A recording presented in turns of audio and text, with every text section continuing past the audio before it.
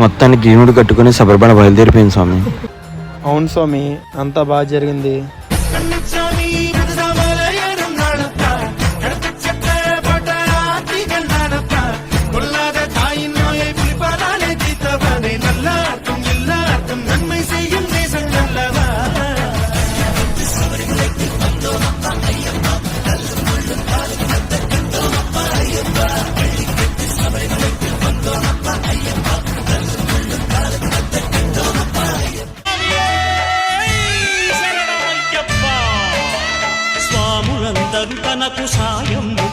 ఇంకా 2 రోజులు స్వామి, దీక్ష అంతా అయిపోతుంది.